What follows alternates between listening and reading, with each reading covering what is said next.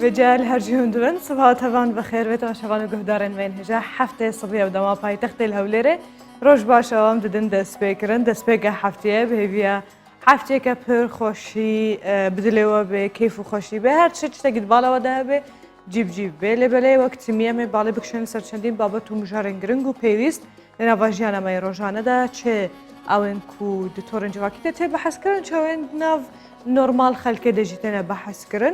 اما وان مجارن جنزی و بشوپینش بیلیو کیجی ما کردن و چه که کومنها دست بکن کرم کن.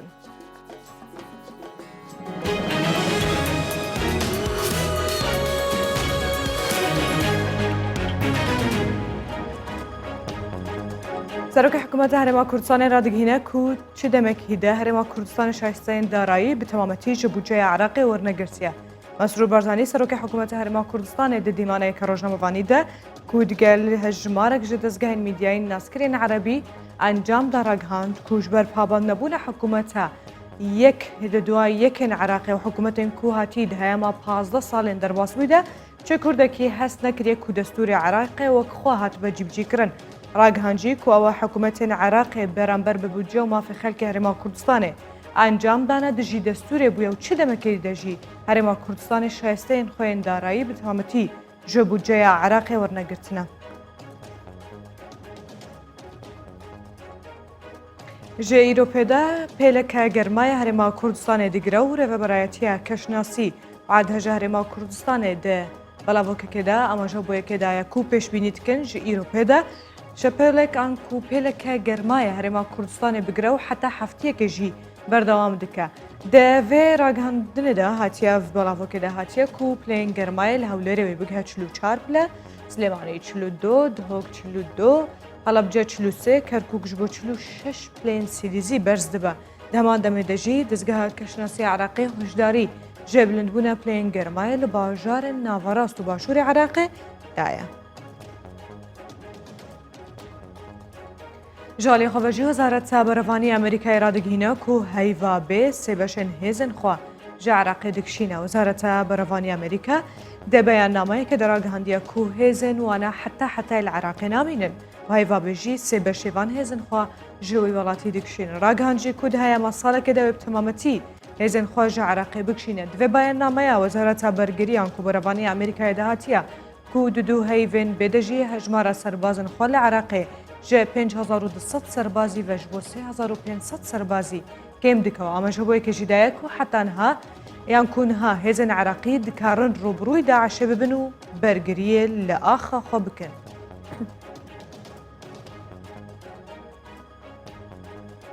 جبر شرید نابرا هزن انکو غوز نافچه حسینیه و دورو برا بغدای هجمارک جه کشتی و بریندار لیکتیه. پیامنر کردستان 24 لبغداد راگهاند کو انجام شرید نابرا حوزن عربیین دنابرا انکو نافچه زورا و حسینیه دوروبر بغداد 8 کس هاتنا کشتن 16 کس دنجی بریندار بون بدهان جکوکا و بالخانه آواهی هاتنا شوتاندن پیامنر کردستان 24 راگهانجی کو افشار زده تر 4 دمجمیران در دریش کریه و چندین جورن چکین گرانن قرص و سوک پیدا هاتیه بکارانین ده همه دمندجی جبو کم کرنه وان آلوزیان و راگرتن شهر دنابرا هر دو هزانده نزدیکی 300 اتومبیل سربازیین هزن امنین عراقی هات نشیاندن جبو نوین افچه. سروک فرانسای را دگهینه کوان هلاک سور لنوا دریای نواراس جبو ترکیه دانایه. امانوئل ماکرون سروک فرانسای را گهاند کو ایسال هلوستن سند برانبر بکردارن ترکیه د دریای ناوراست ده دبینن و دانینشی او جی هیلن سورن جبو ترکیه جبر کو ترکیه رزل کردار دگره نک گفتار و کوی گوتیه ماکرون گوجی کو دمکه ده کو اف بابت پیوسته کو به سر روی روشهلاتا دریای ناوراست لبله و تیک دیگر کردار یک بیت دوکو او گوتن دیگر کردار یک بیت لبله ترکیه رزل گفتگو ناگره.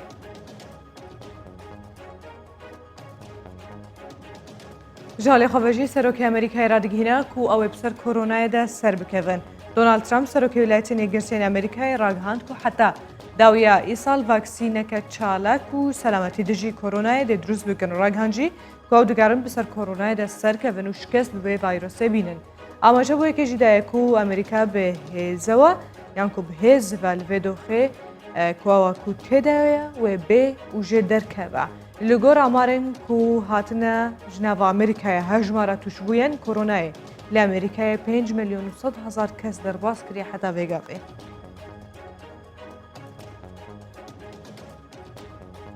و جا کرده مبصر هفدو دهات نهاجمه چند بابت و زانیاری و مجاران دیگه هفدو بشوپینن دور نکبن.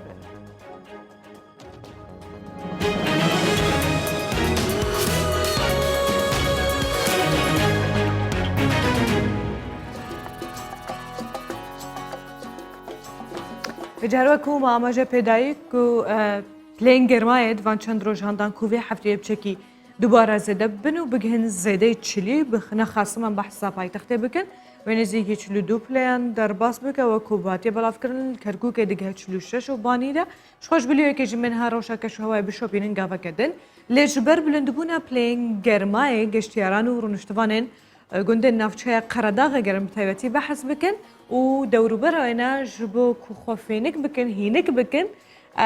رو برای خود دنیا جهن خوش به تایبتی جه که کجرد بجن چمه دیوانه و ملوانی صوبایت دتکن رونشتوانه سینورن و نافچه ما جبو یک ددن کجبر نبونا ملوانگه هن تایبت جهن تایبت به صوبای او سردانه وی چمی دکن آن کوروباره و هر وها دورز هاوینی دجی ملوانی دکن صوبایت کن حتی که خواهی نکو بکن و جمع به دوره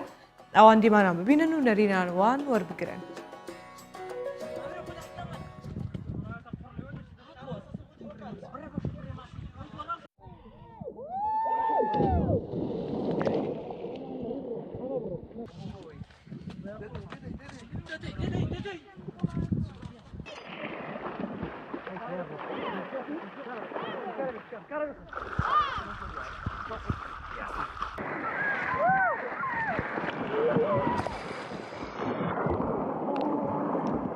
ئێمە وەکو گەنجی سەرچاو بە بۆنەی ئاژەڵداری و حیوانداری و تێنە ئەم چەمە و نیوەڕوان ئاژەڵەکانمان وێستێنی حیوانەکانمان تێن گەنجەکان مەلەیەکەین لەم چەما و دوای ئەوە کە ئاژەڵەکانمان ڕاداخۆمان فێنکەکەین و لەم چەمە و لەم هەر گۆمێکیش خۆش بێ مەلەی تیاکەین و تر بە بۆنەی ڕاوەماسی شوار گەنجەکان گشت فێری مەلێ بوون و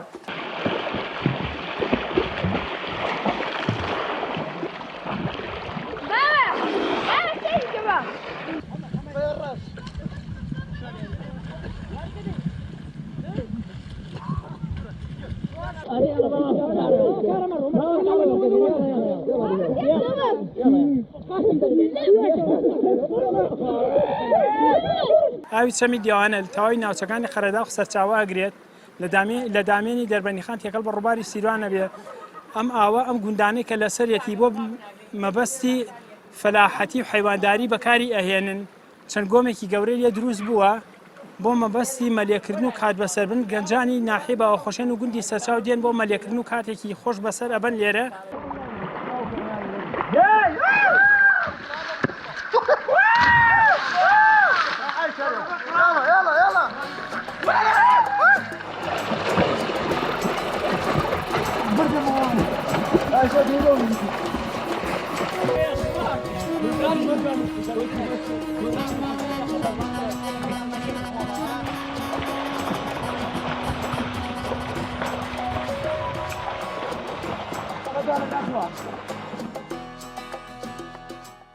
اوجی وقتن خوش درواز دکن خازن خبچه گهینک بکن از باورت کن وان چند روزن بده و زیاده تر خلق برای خوبت نوان نافچین کو آوله له هیوید کن کو تمی آگداری خوابن و کو ودیتی او کورت کود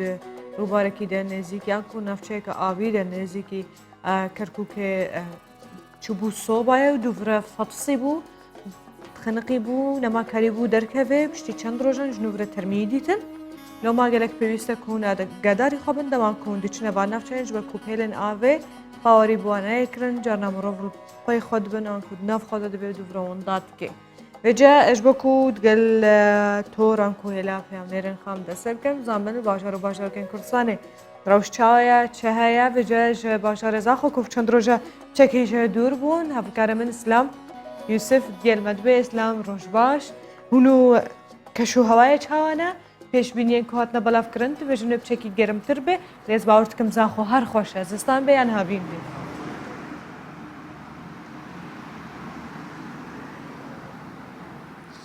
بله سپیدا باش بتن گلستان البته زاخوش برکو سپیده زیه یعنی اشتا دو کل ناف بازاری و ترم بیلا و بجنه و جلوه ناف بازاری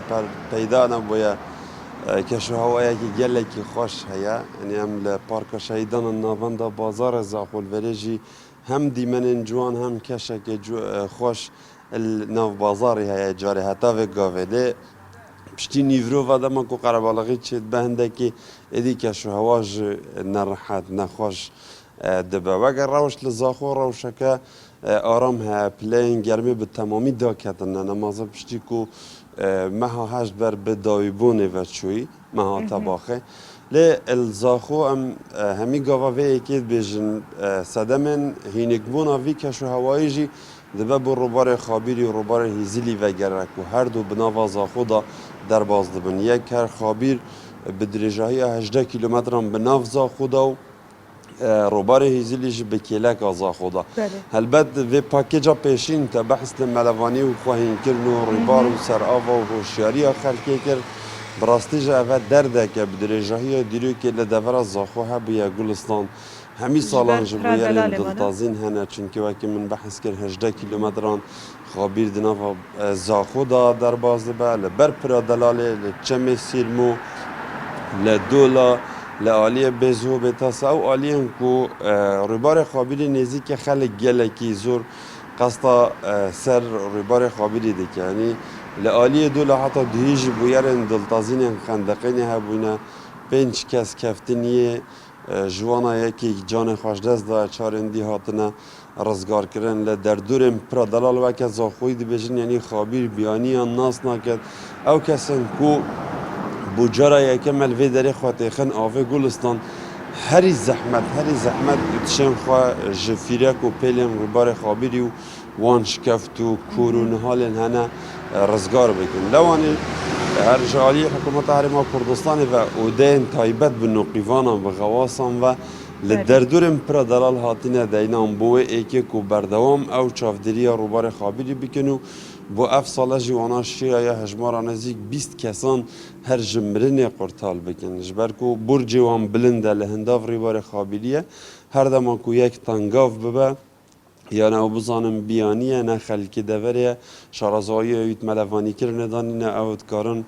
با آسانی وانج مرنه رزگار بکن وقتا گوتی که دوی خلک هوشیاری خوابه براستی زاخوجی دوی هنده دی هوشیاری هبه جبر که ریبار خابیریش بلی که کیراتی آویه نشارزایی هبه حتی جارنای شارزا جلد برخواد با اتخندقین یعنی که چند ملوان جی بجبر که فیلک و پیل و کور و شکفت نوی هنه سرباری وی که مدفت بحث لکرونا جی بکن لسنور دور زاخو وکه ریکار تند کرنا ریکاران مکم کرنا ریکاران جالی حکومت حرما کردستان و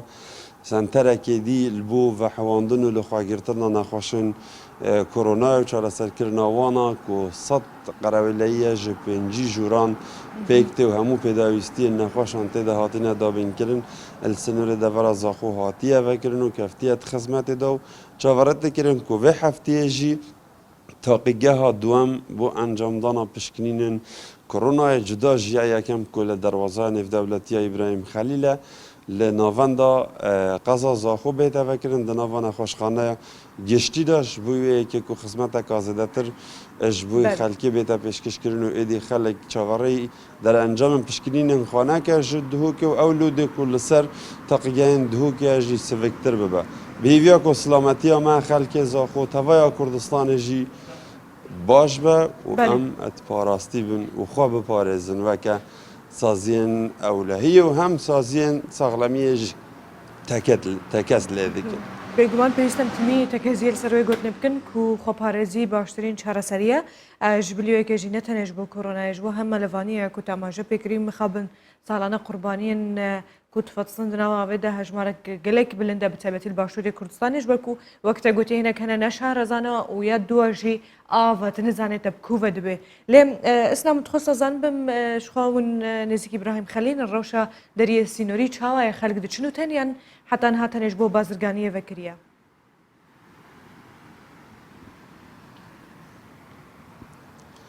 بۆ بازرگانیە بۆ قوتابیان ji بۆی nexweşan بۆ helgirên nasnameyan ji bêjin pasportên biyanî û êqameyan nişîngehan normal e hatine çûn û xelkê çê û tê jî ev jî ku li gorî rênmayên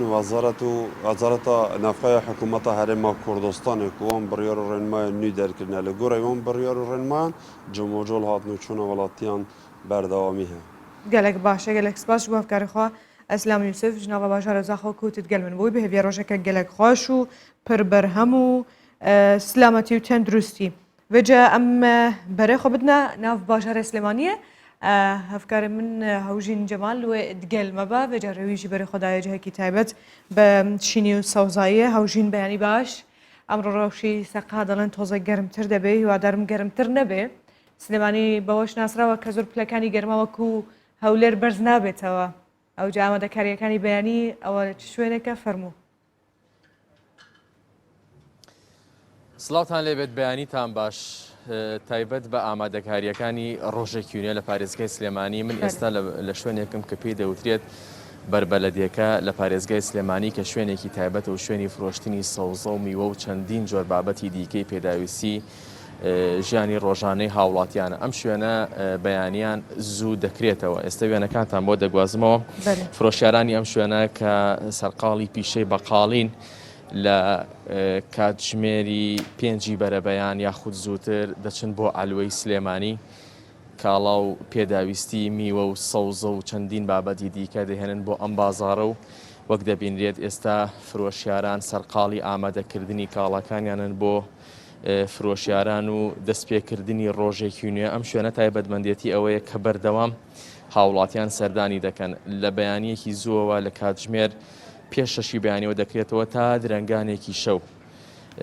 فرۆشیارانی ئێرە هەموو ڕۆژێک ئەمە پیشەیانە بە لە هەر چوار وەرزی ساڵە بەیانیان زوو دێن بۆ ئێرە کاڵا و شمەکەکانیان لە ئالوەی سلێمانیەوە دەهێنن بۆ ئێرە پاشان کڕیارانیش لە هاوڵاتیانی پارێزگای سلێمانی چ ئەوانەی کە دانیشتی پارێزگای سلێمانی ناخود بە گەشتیاری دێنە پارێزگای سلێمانی سەردانی ئەم بازاڕە دەکەن ئەگەر بگاتە پاش نیوەڕۆ یاخود نیوەڕۆ سەردانی ئەم بازاڕە بکەی دەبینی فشارێکی زۆری لەسرە بۆیە بەردەوام ئەم بازاڕە جێگەی قەرەباڵخی هاوڵاتیانە چونکە جێگەی فرۆشتنی چەندین پێداویستی دیکەی ڕۆژانەی هاوڵاتیانە جگە لە بابەتی سەوزە و میوە بابەتی گۆشت فرۆشتن و مریشک فرۆشتن و چەند بابەتێکی دیکە کە لەم ئەم بازاڕە مێژوویەکی دیێرینی هەیە لە پارێزگای سلێمانی بۆیە بەیانیان زوو فرۆشیاران دێنە ئەم شوێنە و ئامادەکاری دەکەن بۆ دەستپێکی ڕۆژێکی نوێ بە تایبەتی لە بابەتی فرۆشتنی سەوزە و میوە کە وەکو باسم کرد تا درنگانێکی شەو ئەو کەسانی کە لێرە کار دەکەن کاڵەکانیان دەفرۆشن و لە کاتژمێر 5 بەرەبەیان هەندێک کاتیش تا سەعات 11 و 12 شەو سەرقاڵی کارکردنن دەستێوا ساغبێ و بێگومان بهێویا قەوەتەکێ ئەنکوماندینە بنوە کوون دوێژن گەلک جاران ئەم دەبێ خۆدە قەوەتە بدێوا vêce سپاس ji bo hevkarê min Hewjîn Cemal ji nava bajarê Slêmaniyê ku digel min bû ji bo vêsbihê bihêviya rojek gelek xwe ji bo dixwazim her ku amaje pêdayî ku wê plên germayan ku yani yê germayê keşhewayê biçekî bilindtir bin plên silîzî bi taybetî di nava başûrê Kurdistanê Herêma Kurdistanê lê li navçew bajar û bajarokên dinên Kurdistanê wê rewşçavê me bevdûre bişopînin kerem kirin.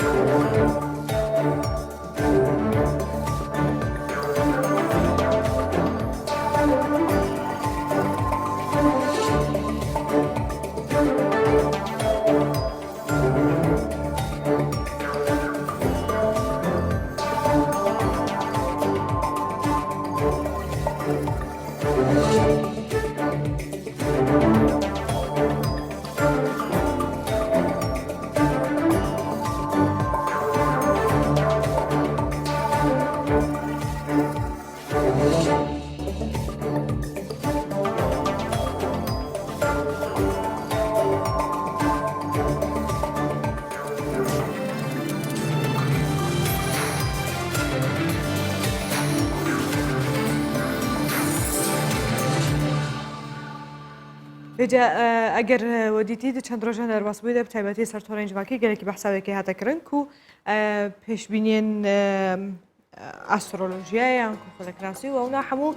بتایبەتی ڕێبەر ڕستم و دناوە تۆڕێنجواکی دە بەحساوێکی کردبوو و هایەوەش تۆڕێن خۆێنجواکی بن بەکی ڕوبەڕووی هەنێک هاک و چتێ لە بن وێجا دا کۆم زێدەترژ نێزیک بە بەحسا پێشبینی و لێکدانێنج بۆ چەند هەیبێن مایی جناوە 2020 خلاص نابێ بداوی نایە و هەروەها پێشبینی نێزیکی ساڵە 2020 چاوە بێت دەست پێکایە نە هەموو جگەل ڕێبەر ڕستم و بخوا شارەزای ئاسترۆلۆژیا و هەروەها وزێن نەدیتێل وێ دەرێ لە ستۆدیۆی میوانێ من بێ زۆر بەخێر بێ بەیانی باشکە گەلێک بخێر هاتی ئەوجا ئەوە چبوو هەمووی لە سوۆشال میدیا خەریکەوە بوون باسی ئەویان دەکرد کە دەبی زۆر ئاگامان لە تۆرە کۆمەڵایەتەکان بێ ڕوبەڕووی هاک دەبین هەمومان یانیش چینەکی دیاری کراو هەیە بە ناوی خۆی گەورە میرەبان سپاس بۆ ئەو دەرفەتە طبیعی من ئەندێک پێشبینیم بڵاو کردەوە پێش چەند ڕۆژێک ئیتر باس لەوە بوو کە هەسارەی عەتارت پاشەکشە دەکا طبعاً ساڵانە 2 هەتا 3 پاشەکشەی خۆی دەکا ئەمە دوایین پاشەکشەی هەساری عەتاردا ئەکەوێتە نێوان بڵین 5دا بۆ 2011 طبعاً لەگەڵ خۆی کە عەتارت پاشەکشە دەکا ئەو مەشاکیلانەی کە بڵین متعلقە بە تۆڕە کۆمەڵایەتیەکان فەیسبووکە ماسنجەرە ڤایبەرە یان بڵین پۆبجیە تیکتۆکە هەر شتێکی کە زیاتر ئەوڕۆ خەڵک پێوە سەرقاڵن لە ناو تۆڕە کۆمەڵایەتیەکان کە متعلقە بە مەجای تەکنۆلۆژیە مەشاکیل و گرفتیان بۆ دروستە بێ لە شێوەی وەکو سسبوونی ئەنتەرنێتە خاوبوونی یانەوەتە بڵین هاکبوونە ئەو تۆڕەڕە ئەوەستێ سوتفا بۆ ماوەیەکی کاتیان ئەنتەرنێت بوەستێەوە جگە لە تۆڕە کۆمەڵایەتەکان دروستبوونی کێشە بۆ هەموو ئامێرێکی ئەلکترۆنی کە زاکیرەی تایبەت بەخۆی هەبێ بۆ نمونە تەلەڤیزیۆنە ئایپادە مۆبایلە ئێمە هەمیشە ساڵانە کە هەسارەی عەتارت پاشەکشە دەکا پێش ئەو تەوقیتەی کە پاشەکشە بکە ئێمە هۆشداری دەدەین وەکو شارەزایەک لەو مەجالە کە باشترە خەڵک لەو کاتانێ عەتارت پاشەکشە دەکا ئامێر و کەلوپەلی کەهرەبایی نەکڕن بۆ ئەوەی مەشاکلیان بۆ دروست نەبێت چونکە لەوانەیە بیکڕێ بەڵام دواتر پەشیمان بێ لە کڕینی بۆ چونکە ئەو ئامێرە ئەلکترۆنی لەو کات ئەیکڕێ بۆ نمونە ئیش ناکە یان ئەوەتە پێویستە باشتر فەحسی بکە پێش ئەوەکەینەوە دەستی پێکرد ببوورە ئەوە طبعاً مانگی 2 ئەو ساڵ ڕوویدا تا مانگی 3 و لە مانگی 6 بۆ کۆتایی 7 ئێستا لە 5دا بڵین پاش ماوەیەکی تر دەست پێ ئەەکە تا 2011 بەڵام پێشی بگەینە تاریخی 5دا شارەزایان بۆ شێوەی وەسفی ئەەکەن عەتارت پێش ئەوەی پاشەکشە بکە ماوەیەک پێشی پاشەکشەکەی ئەو زەبزەباتە نەحسە دەدا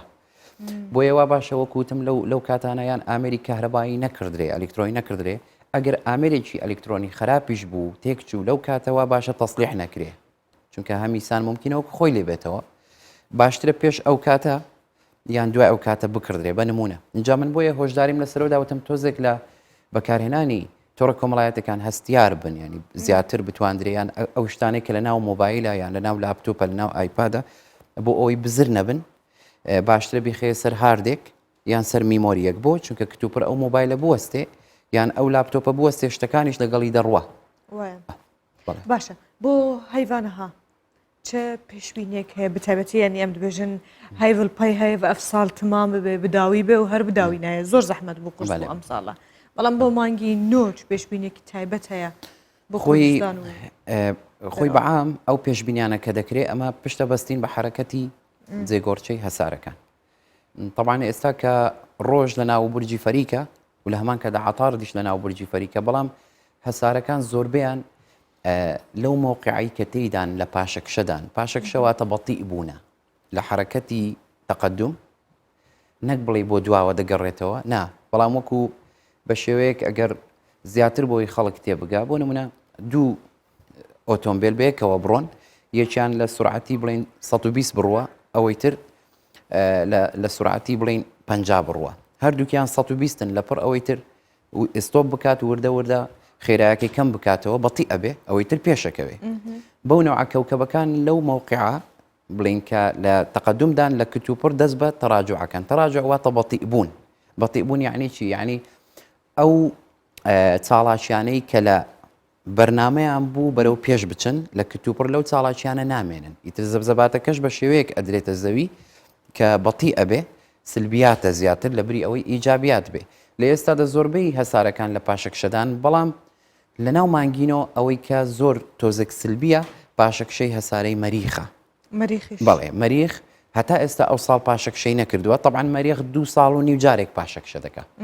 لەگەڵ خۆی ئەم ساڵ پاشەکشە دەکا کەی پاشەکشەکەی دەست پێەکە دوای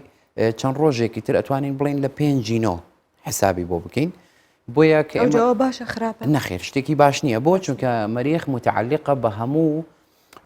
بڵین کەلوپەلێکی دروستکراو لە ئاسن و پۆڵە کەلوپەلی جەنگی وەکو سیلاح و ئامێری بڵین کەرەستەی جەنگیە مەسەرەن هەموو ئەو بابەتانەی ئەچنە ناو ئیتاری کە دروست کرابێت لە پۆڵا و لە ئاسن هەتا لە ناو ماڵ لە مەطبەخ ئەو کەلوپەلانەی کە دروست کراون لە ئاسن بۆ نمونە بتڵەغاس لە هەموو ماڵێک هەیە بۆ نمونە بڵین ئۆتۆمبیل کە لە ئاسن دروست کراوە هەر متعلقە بە مەریخ هەروەها لەلایەکی تر بۆ نمونە چەقۆیە چەنگاڵە بڵین چێش لێنەرە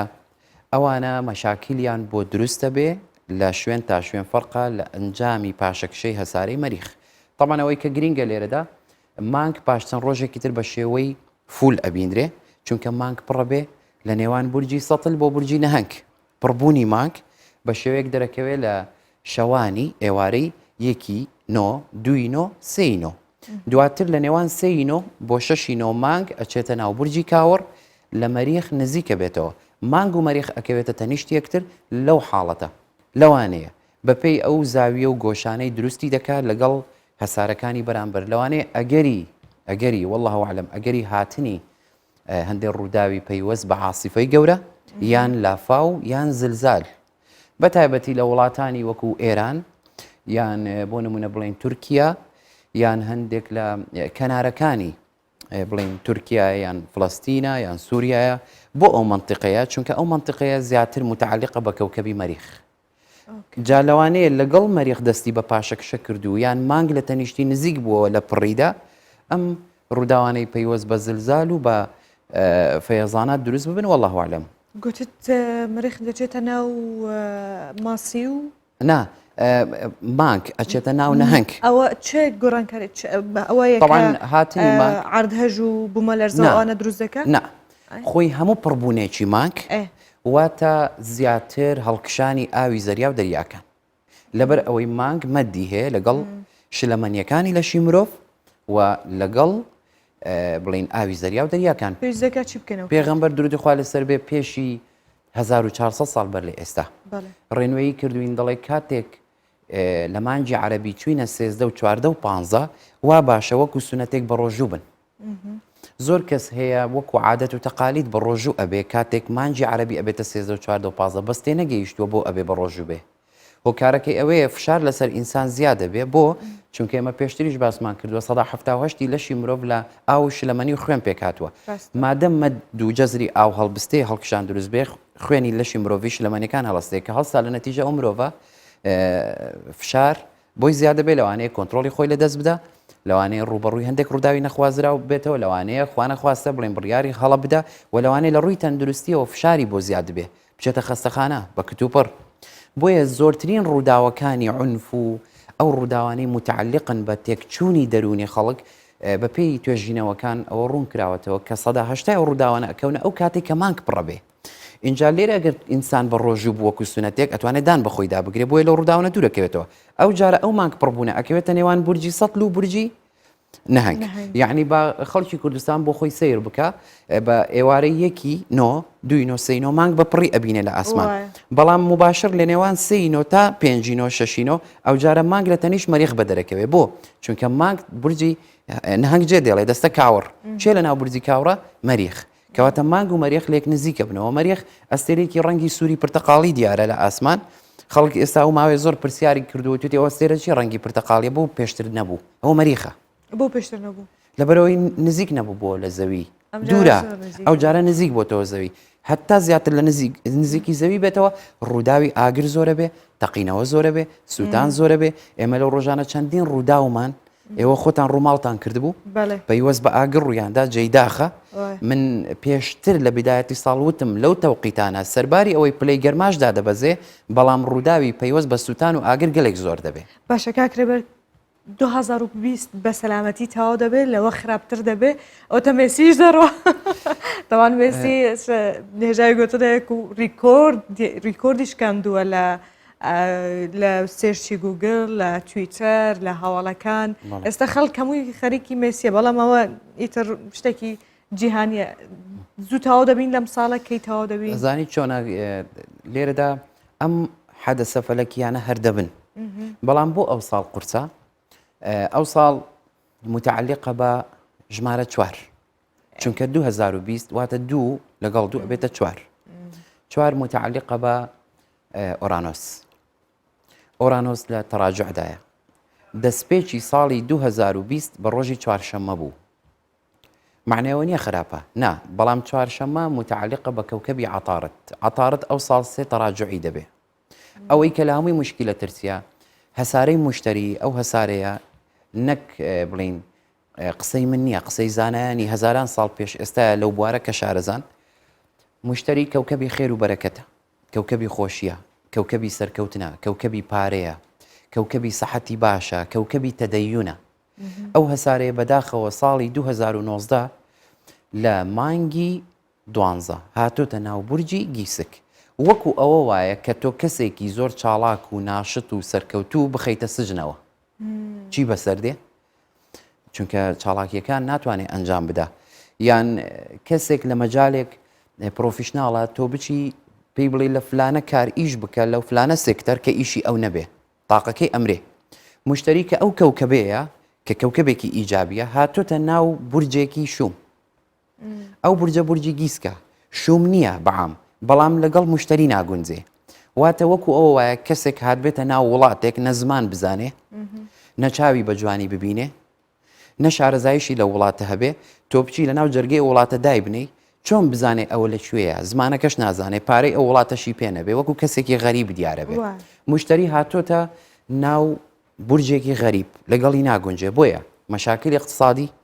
دروستبوونی کێشە بۆ پیاوانی ئاینی دروستبوونی کێشە بۆ شوێنە ئاینە پیرۆزەکان و لە بری تەندروستی باش تەندروستی خراپ ئەو کەوکەبە کەنجی لەو بورجە دەرەچێ لە 19 ساڵی 2020 ئەنی هەموو دەبێت لەگەڵ 2020 بزەبێتە بەڵام ڕووداوەکانی تر پەیوەندی بە ئاگرەوەیە پەیوەندی بە حادیسێ مروری وەیە پەیوەندی بە تێکچوونی باری بڵین سیاسی وەیە ئەوانە هەر هەبوونە بۆ چکەوە متعلقە بە هەسارەکانی تر بەڵام ئەوەی متعلقە بە هەبوطبوونی مۆزوعی اقتصادیە یان تێکچوونی بڵین دۆخی تەندروستیە مستحیلە من پێشتریش پێشبینی واداوە گوتومە تا 19 2020 تەوەقعی من وایە کە ئەو ڕووداوە نەخوازراوانە بمێنن لە دوای 19 بۆ نامێنێ کەمە بێتەوە بۆ چونکە کەوکەبی مشتری ئەچێتە ناو بورجی سەتل بورجی سەتل بۆ مشتری باشتر شوێنێکی مناسبترە وەک لەوەی لە بورجی گیسک بێ ئەو جارە زوحەلیش لەگەڵ ئەو دێتە ناو بورجی سەتل کەواتە کۆتایی پێ کۆبنەوەیان هەیە بەڵێ نزیکبوونەوەی زوحەل و مشتری 20 ساڵ جارێک ڕوودەدا کەواتە تۆ بگەڕێەوە بۆ ساڵی 1970 بۆ ساڵی 2000 لە 2000 دەستی پێ کردووە بۆ 2020 لە 2020 دەست پێ دەکە بۆ 2040 کەواتە هەموو ئەو ڕووداوانەی کە پێشی 20 ساڵی ڕابردوو تۆ بینیوتن چیت بینیوە مەسەلەن لە 2000 دەست پێ بکە تا 2020 ئێستا لە 2021 کە ئەڕۆین بەرەو 2040 ئەو ڕووداوانەی 20 ساڵی ڕابردوو کۆتایی پێدێن لە ئەنجامی لێک نزیک بوونەوەی مشتری لەگەڵ زوحەل لە ناو بورجی سەتل چییە؟ بورجی تەکنۆلۆژیایە پێشکەوتنە تەتەوەڕی علمیە واتە بزەبت تەتەوەڕی علمی پێشکەوتن تەکنۆلۆژیا هەمووی دێتە ئاراوە پشت بەخوا گرێک باشە کاکرێبەر ئەگەر تژمر بێژێ 2020 ساڵەکە خراپ بوو یان نا؟ طبعا 2020 ساڵێکی خراپ بوو بەڵام ئەبێ شکرانە بکەین هەموو ئەوانە خراپتر هەبووە پێشتر؟ من نازانم بۆ ئەگەر بە خەڵکیش بڵێم هەبووە ئەو جیلەی خۆمان ئەو کات نەبووە تا بڵێ وا بوو تێگەی چۆنە؟ یعنی ئێستا ئەمە هەندێشت باسەکەین ئەڵێن پێشمانگێک وا بوو خەڵک بیری نەماوە ئەجا پێت وایە پێش 100 ساڵیان بیرما بێ ئەجینا بۆ معلوماتت زۆر دوور نەڕۆین 12 ساڵ بگەڕێنەوە پێش ئێستا ساڵی 2010 نەخۆشی هاتووە و وڵاتە یەکگرتوەکانی ئەمریکا کە بارودۆخێکی ئابووری زۆر قورسی بۆ دروست بووە ناچار بووە کە دەست بۆ قەرز بووە و هەبووتێک لە ڕووی اقتصادی دروست بووە بەڵام لەبەرەوەی ئەو کات سوۆسیال میدیا نەبووە ئەو کەناڵانەی تەلەڤیزیۆنی نەبوونە بۆیە ئاگدارنین 2010 ڕوویداوە ئەکە 12 ساڵ پێش ئێستا لەوانەیە ساڵی 2032 دووبارە بێتەوە بۆ چونکە 12 ساڵ جارێک ئەو کەوکە بە مشتریە دێتە ناوبورجی گیسک باشە پێشببینی چییە بۆ هەڵبژاردنەکانی ئەمریکا کە دەڵێن لەو کاتێک کە هەڵبژاردنەکانی ئەمریکا ئەنجام دەدرێت دوێنێ هەواڵێک بڵاو بۆ هەر لە 24ش کە نەیزەکێک نزیک دەبێت لە زەوی ئەوە هیچ کاریگەری باندۆرێکی دەبێتن خۆی پێشتریش مانگی سێ بوو مانگی دوو بوو وتیان 29 چوار کەوکەبێک نەیزەکێک دێخۆی بە زەویدا دەدا من ئەو کات پێشبینیم لەسەری داوتم ڕاست نییە دواتر وتیان لە ناو مانگی ڕەمەزان دەنگێکی گەورە لە ئاسمان دێ ئەگەر ئەو دەنگەتان بیست هەر کەسی بستەوە ماڵی دەرگا لەسەر خۆی دابخە تەمان ئەمە ئەو کاتە هەموو ئەوانە ڕەتمان کردەوە کە وەکو شارەزایەک لەو مەجاالەوانە هیچی ڕاست نین ئەوەی ئێستاش باسەکرێت کە گوایە پێش هەڵبژارنەکانی ئەمریکا شتێکی واڕوو ئەدا طبعاً سەدان نەیزەک و بەرد بە تەنیش زەوی تێدەپەڕێ و خەڵک ناشیزانێ ئەوەش یەکە کە لەوان و تێ ئەپەڕێ و کەس ناشیزانێ بەڵام ئەوە هەندێک پروپاگەندەیە بڵاوەکرێتەوە بەڵام کێشەی ئەمە چییە؟ طبعاً کە ئێستا ئێمە ئەڵێن وانە تۆ لە ممتەڵقێک پرسیار لە من دەکەی کە لە سوۆسیال میدیا بڵاو بۆتەوە خەڵکێکیش ممچینە لە دڵڕاوچێ بڵێ دەبی وانەبی دەبێ بەکوێ بکەوێ هیوا هەیە دەڵێ بە عێراقەکەوێ یەکێکی ترڵێ بە ئەمریکا ئەکەوێ طبعاً من لە ئێستا ئەڵێم کەوانە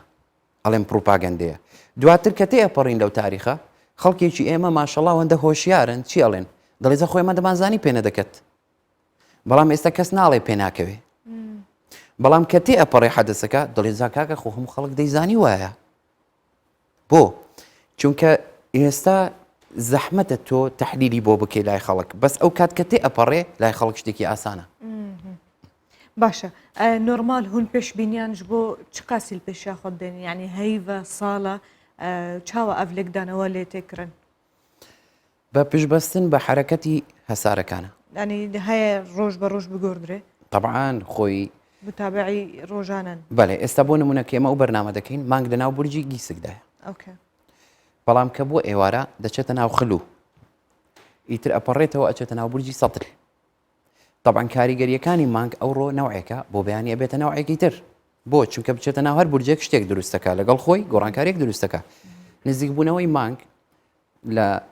زوحەل لە ناو بورجی گیسک و نزیکبوونەوەی لە مشتری پەیامێکە نزیکبوونەوەی لە مەریخ پەیامێکی ترە نزیکبوونەوەی لە عەتارد پەیامێکی ترە شەوی ڕابردوو مانگ و مشتری و لەگەڵ زوحەل لێک نزیک ببوونەوە بۆ چونکە ئەوانش لە بورجی گیسکن مانگیش لە بورجی گیسکە ئەم شەو لە مشتری و لەگەڵ زوحەل دوورەکەوێتەوە بۆ ئەچێتە ناو بورجی سەتر سەتریشی کەوکەبێکی تێدانە مانگ بەتەنێ لەو بورجا بێ ئەگەر ئێمە بمانەوێتن جێگۆرچەی هەسارەکان زۆر بە دەقیقی بۆ خەڵک بخەینە ڕوو یعنی مەفروزە ئەگەر بەڕاستی ئەتەوێ حقیقەتی ئەم زانستە چۆنە ئەوەیە کە ڕۆژانە پێشبینیەکان بدرێتە خەڵک بەس تۆزێک دیقەتی زۆری دەوێ و کاری دەوێ بۆیە ئەوەی کە ئێمە ئەیخەینە ڕوو زیاتر لە سوۆسیال میدیا متعلقە بە لەدایک بوونی مانگێکی تازە هیلالێکی تازە دواتر پاش 4 ڕۆژ ینی ڕووداوە گەورەکان زیاتر و دواتر پڕبوونی مانگ و دواتر جێگۆرچەی هەسارەکان و پاشەکشەکان لەگەڵ نەقڵی خۆر لە بورجێک ئەچێتە ناو بورجێکی تر چونکە ئەو مەجالەمان نییە کە بتوانین هەموو ڕۆژێک پێشبینی بۆ ڕۆژانە پۆست بکەین باشە بۆچی ئەم ینی ئەڤئالی بەتایبەتی خوێندنە هەسارە و لێکدانەوە ئەوانە لە کوردستانی گەلێکی ڕوبڕوو ڕەخنەیاد دەبێ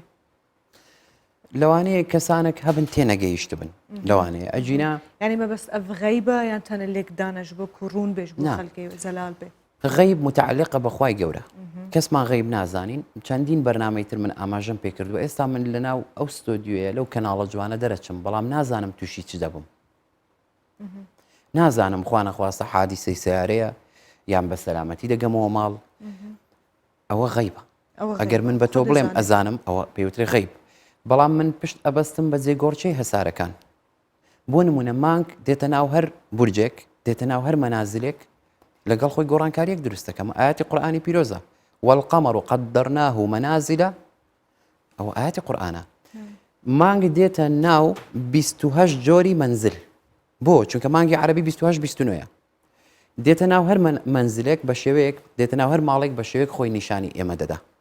نیشاندانی مانگ بۆ ئێمە پەیامێکە کە پڕ دەبێ پەیامێکە کە مانگ ئەچێتە مەحەق نامێنێ پەیامێکی ترە کە ئەچێتە هیلال پەیامێکی ترە کە ئەچێتە تەڕبیع پەیامێکی ترە بۆیە ئێستا خۆتان بیرکەنەوە ینی لەوە جوانتریش با خەڵکەکە بیرکاتەوە خی گەورە خۆی لە قورآانی پیرۆز ئاماژە پێدەکە کە هیچ کەسێک غەیب نازانێت لە خوددا زیاتر ئەوە خۆی بەڵگەیە لەسەر ئەوەی کە ئەوەی ئێمە ئەیزانین غەیب نییە دروستە چونکە گەر غەیب بێ نابێ ئێمە بیزانین چنابێ کەسجی بێژێک و ئەس غەیب بزانم و هەزاران کەسیش ینی نزیکی 15,000 کەس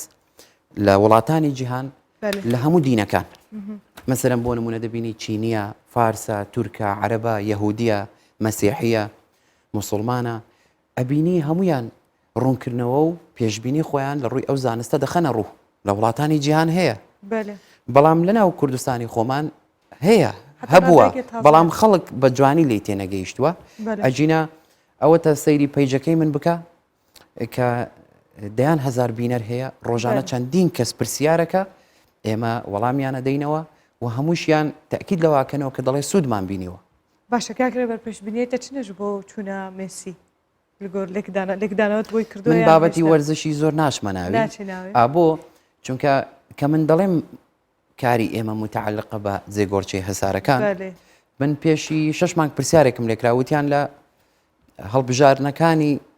بڵین لە خولی چامپیۆنز علاساس چێ کاسە بە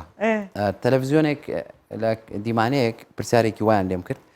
منوتم من شارەزایم لە نادیەکان نییە بەڵام وتم ئەڵمانیا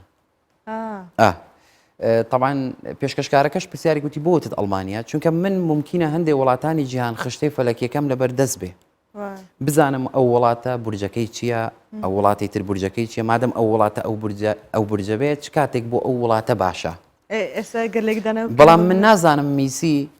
ئەرژەنتینیە لە ئیسپانیا یاری دەکە بەس من نازانم میسی وەکو شخص نەک وەکو منتەخەب من نازانم چ ڕۆژمانگێک لەدایک بووە تێگەی چۆنە ئەی بۆ چونکە گەر ڕۆژمانگی ئەو یاریزانە هەبێ تۆ توانی پێشببینی بۆ بکەی کە بڵێ ممکنە ئەو بارودۆخەی بەسەر بێ سەرکەوتن بێنێ یان نەخۆشکەوێ چۆن ئەتوانی ئەوە بزانی لە ڕێگەی ئەوەی کە بورجەکەت زانی ئەتوانی بزانی مووقعی کەوکەبەکەیوی لە بارودۆخێکی سلبیدایە یان ئیجابیدایە باشە پاش بەردامە کەلێک داناوێکی بۆی دەکەن بۆ خەڵکی لە سوۆشال میدیا بڵاو دەکەین بزانین چۆن دەبێتن مێسی دەڕوایان ناڕوا چونکو و جیهانی هەمووی بەخۆی لەکوێ بڕوە دەبێ هێشتا دیار نییە بەڵام بریتانیا داوای دەکاتن مانچستەر سیتی داوای دەکاتن خۆی لە بەرشەلۆنا یاری دەکاتن لە ئیسپانیا کەواتە با ئێمە بڵێن ئەو خەڵکی خۆمان لە کوردستان مادەمەوەندە تامەزرۆن و حەزیان لێ بڵێ کاکە ئیشاڵڵا خەڵکی کوردستان حەزی لێ بستە کوێ بچێتە ئەو شوێنە ئەوها بەپێ حەز باشە گەلێک سپاس کاکرێ بەڕستم شارەزاد بۆرەی ئەسترۆلۆژیا و زەین نەبینراو کوتەڤێس بۆ هەیە میهوانی من بووی مەگەلێک چێژ گوتنێتەوە و ئاخافتن و هەروەهاوێ دیمانەیە کرد کوتت گەلمە بووی وێس بهێ بێ ڕۆژەکە خۆش و پر خۆشی بێجا ئەم دگەل هەفکارن خوا بەردەوام دەکەن تۆرە پەیامنەرێن کوردستان 24 و ڕێناس وێژنەوە باژارە هەولێرت گەلمە بێ ڕێناس ڕۆژ باش هاوسام لێزانیم کاتل کو دەرەی وێجا ئەو ڕەنگێکی سۆر گەلک خۆش بەرکریە و باگراواندا تەژی بچێکی سۆرە هەمە بچێکی بەجەفکیژە دەستە عالی دیدە بچە حتەم تە بچێکی هەفتوو دەرخەن جیاوازیە بکەن لە گەلەکلتە هاتیە ڕەنگ ڕۆژ باش ڕێناس ژمر بێژێت کو دەرەی زۆر سپاس ڕۆژ باش گوڵستان ڕۆژ باش زۆر سپاس گوڵستان یەکەم جارە ڕەنگی سوور لە بەرەکەم ئێمە لە زۆر سپاسەکە ممنون من وەکو بەیانیانی دیکە کە پرسیارت دەکرد لە چێ ئەم بەیانەیە لە شوێنەکەم کولێرە دروستەکەن کولێرەی جیاواز لێرە خەڵک هەم کولێرەکە ئاخۆن لێرە دانیشن شوێنی دانیشتنی لێ هەمیش دەیبەن لەگەڵ خۆیانە بۆ ماڵێ خەڵکانێک لێرە دەتوانن هەم کولێری جۆرا جۆر لێرە دەفرۆشرێ هەمیش بە شێوازی تایبەتی خۆیان دروستی دەکەن لێرە بەیانیان زوو ئەو خەڵکانەی حەزیان لە خواردنی قورس نییە دێنە ئێرە یاخود لەگەڵ خۆیان ناکولێرە کابن یاخود لێرە شوێنی دانیشتن هەیە بۆەوەی کولێرە بخۆن لێرە وەستاکان کولێری جیاواز دروست دەکەن بە گۆشتیان هەیە بە پەنیریان هەیە سادەیان هەیە وەستا بەیانیت باش دەمێ برسم چەند جۆن کولێرە لێرە دروست دەکەن وەڵی سادە هەیە پەنیر هەیە گۆشتێ مشەکەلیش هەیە پەنیر گۆشتێکەرە مشەکەل چۆنی دروستێکەن وەڵی ئەلێرێ گۆشتەکەی خۆمانە دا لێرە دروست دەکرێت چەند ساڵایەوە ئەو کاراکەن بە خدای ساڵ و نیوەکە لێرێنە بە 10 ساڵیش دەبی 15 ساڵیش دەبی ئیشەی دەکەین بەرێ لە کوێ هەمان بووە هاتینە لە هەولێرێ لە هەڤاڵە هەمان بووە لە ناوبازاری هەمان بووە خەڵک تا چەندە تامەزرۆی کولێرەیە بەیانیان بە خدای بەعام خەڵک دێ بەیانیان لۆنانی گەرم دێتن پەنیری دەبە ئەمە لەو شت پەنیری دەبن گۆشت دەبن سادەش دەبن احتیاجی هەمووی دەڕوە هەرکە تەڵەبێتیش لە چ خۆیەیە جۆرێک زیاتر دروست دەکەن وەڵی حەسەب تەڵەب هەیە پەنیری دەێتا پەنیر زۆر دەڕوا بەیانە پەنیر بە دەرەجێک لە هەمان زیاتر دەڕوا سپاس دەکەم لێرە ئەو وەستانی کە لێرەنەوەن کولێرە دروست دەکەن بە شێوازی جۆرا و جۆر هەر کەسێک داوای جۆرێک لە کولێرە دەکا وەکو وەستاش باسی کرد پەنیر یەکێکە لەو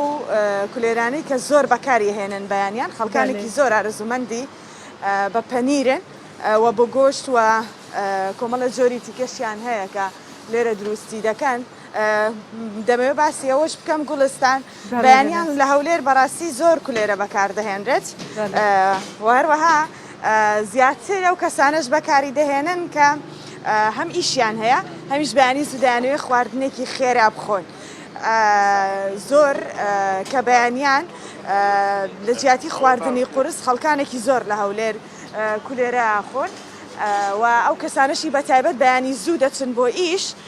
لێرە دێن لەبەر خواردنێکی خێراشە دەتوانی خێرا ئامادە بکرێت و خێراش بخورێت لەبەرەوە زیاتر ئەوانە بەکاری دێنن و ئێرەش یەکێکە لەو شوێنانەی کە قەرەباڵەختری لە بەیانیان لەبەرەوەی شوێنی زۆری لێوە نزیکە و خەڵکانێکی زۆر سەردانی دەکەن ڕێناس نرخێکی باشە و وابزانم ینی مرۆڤ تێر دکە و زوو برشیژی نام بێنە کولێرە سادە 250 دینار کولێرە بە پەنیر 1000 دینار ئەوی تریش 1500 نازانم چییە ئەو دیارە بەڕۆنە بە گۆشتیان بەڕۆنی کوردیە بەڵێ بە گۆشتە بە گۆشتە خۆماڵی 1500 دینار شەکەریش بە 2000 نوێشیجان بێ ڕێناس دەزانم ئێستا نانێک دەخۆی بەبێ من نازانم دەگەڕێەوە بۆ تیڤی یان نادەڕۆی لایڤت هەیە ڕاست دەبزانم ناگوڵستان بەداخەوە ئیشم هەیە ناگەڕێمەوە گەرنا لە ئەمێنا بۆتان ئەگەڕا جەواتی کۆنتڕۆل ئستۆدیۆ هەمووی داواتی تۆ بوون ئەمڕۆ نەجاتە دەبوو لێ ڕێناس ئالیا بکارامنج ناوە باژارە هەولێرە گەلێک سپاسش بۆتە بهێویە ڕۆژێکە گەلێک خۆشە کە بیرەنگێ گۆخۆشک تەلخوا کردی و پڕ بەرهەم بێ بڤێەوە ez باوەڕکەم ئەمکانە داویە وەختێ خۆی ئیرۆژ ناوا پرۆگرامە وەکتەمی چەندین بابەت تومژاران لەوێ دەرێ هەر سەبە ئامادە بن زهێبیمەکە و مەوەختێکی خۆش پرزانیاری ئەو بسوود دەرباس کرد بێ بمێنێن درەوە خەیر و خۆشیێدا و خاترێوە